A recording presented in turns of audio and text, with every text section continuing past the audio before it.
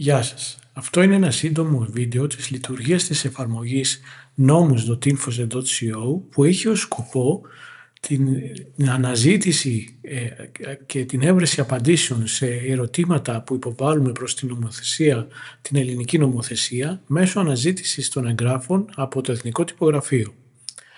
Δηλαδή, το nomos.infosec.co βρίσκει πάντα την πιο ενημερωμένη απάντηση, γιατί ψάχνει real time τους τελευταίους νόμους και αποφάσεις που έχουν εκδοθεί στη χώρα.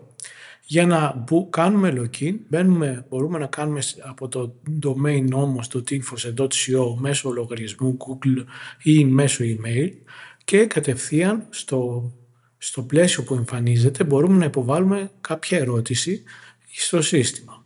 Το σύστημα σε πρώτη φάση δημιουργεί κάποιες λέξεις κλειδιά με βάση την ερώτησή μας, το οποίο θα αναζητήσει στο Εθνικό Τυπογραφείο για τα κατάλληλα έγγραφα που σχετίζονται με την ερώτησή μας.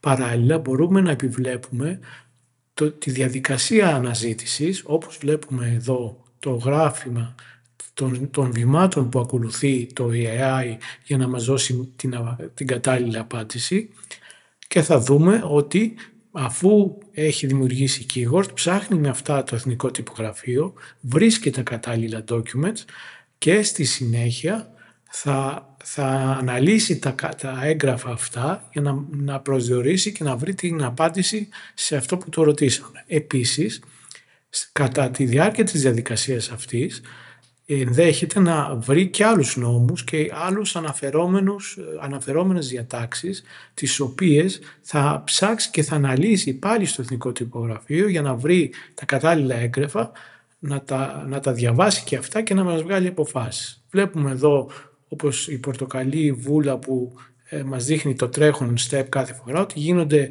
αρκετοί κύκλοι και διαβάζονται αρκετές αναφορές έως ότου βρεθεί και η κατάλληλη απάντηση, η οποία γίνεται review επαναλαμβανόμενα από agents με αποτέλεσμα για τον έλεγχο της καταλληλότητας και της ορθότητας της απάντησης.